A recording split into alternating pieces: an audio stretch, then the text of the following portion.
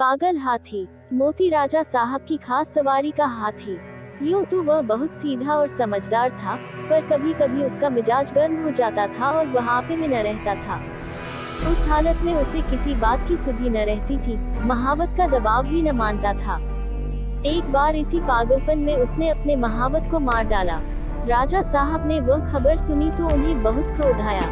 मोती की पदवी छिन गई। राजा साहब की सवारी से निकाल दिया गया। कुलियों की तरह उसे लकड़ियां ढूंढनी पड़ती, पत्थर लादने पड़ते और शाम को वह पीपल के नीचे मोटी जंजीरों से बांध दिया जाता। रातिक बंद हो गया। उसके सामने सूखी टहनियां डाल दी जाती थी और उन्हीं को चबाकर वह भूख की आग बुझाता। जब वह अपनी इस दशा को अपनी पहली दशा से मिलाता तो वह बहुत चंचल हो जाता। वह सोचता, कहाँ मैं राजा का सबसे प्यारा हाथी था और कहाँ आज मामूली मजदूर हूँ। ये सोचकर जोर जोर से चिंघाड़ता और उछलता। आखिर एक दिन उसे इतना जोश आया कि उसने लोहे की जंजीरें तोड़ डाली और जंगल की तरफ भागा। थोड़ी ही दूर पर एक नदी थी। मोती पहले उस नदी में जाकर खूब नहाया, तब वहां से जंगल की ओर चला। इधर राजा साहब के आदमी उसे पकड़ने के लिए दौड़े, मगर मारे डर के कोई उसके पास जा न सका। जंगल का जानवर जंगल ही में चला गया। जंगल में पहुंचकर अपने साथियों को ढूंढने लगा। वह कुछ दूर और आगे बढ़ा तो हाथियों ने जब उसके गले में रस्सी और पांव में टूटी जंजीर देखी तो उससे मुंह फेर लिया। उसकी बात तक न पूछी।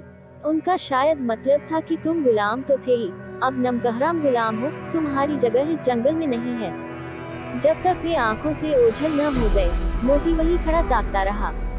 फिर न जाने क्या सोचकर वहां से भागता हुआ महल की ओर चला। वह रास्ते ही में था कि उसने देखा कि राजा साहब शिकारियों के साथ घोड़े पर चले आ रहे हैं। वह फौरन एक बड़ी चट्टान की आड़ में छिप गया। धूप तेज थी।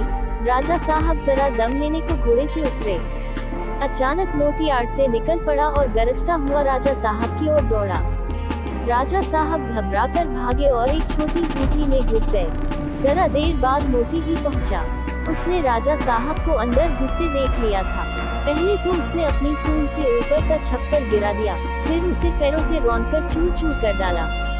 भीतर राजा साहब का मारे डर के बुरा हाल था। जान बचने की कोई आशा न थी। आखिर कुछ न सूझी तो वो जान पर खेलकर पीछे दीवार पर चढ़ गए और दूसरी तरफ कूदकर भाग निकले। मोती द्वार पर खड़ा छप्पर रौंद रहा था और सोच रहा था कि दीवार कैसे गिराऊं। आखिर उसने धक्का देकर दीवार गिरा दी।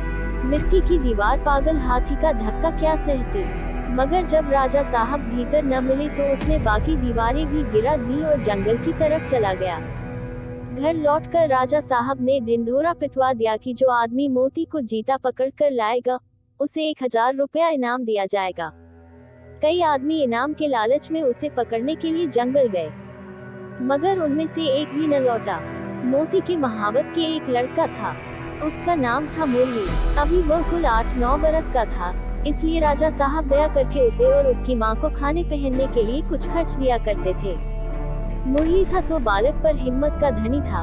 कमर बांधकर मोती को पकड़ लाने के लिए तैयार हो गया। मगर माँ ने बहुतेरा समझाया और लोगों ने भी मना किया, मगर उसने किसी की एक न सुनी और जंगल की ओर चल दिया। जंगल में गौर से इधर उधर देखने लगा। आखिर उसने देखा कि मोती सिर झुकाए उसी पेड़ की ओर चला आ रहा है। उसकी चाल से ऐसा मालूम होता था कि उसका मिजाज ठंडा हो गया है। जो ही मोती उस पेड़ के नीचे आया, उसने पेड़ के ऊपर से पुचकारा, मोती। मोती इस आवाज को पहचानता था। वहीं रुक गया और सिर उठाकर ऊपर की ओर देखने लगा। मुरली को देखकर पहचान गया। ये वही मुरली था जिसे वह अपनी सूंड से उठाकर अपने मस्तक पर बिठा लेता था। मैंने ही इसके बाप को मार डाला है, ये सोचकर उसे बालक पर दया आई। खुश होकर सूंड हिलाने लगा। मुरली उसके मन के भाव को पहचान गया। वह पेड़ से नीचे उतरा और उसकी सूंड को थपकियां देने लगा। फिर उसे बैठने का इशारा किया। मोती बैठा नहीं।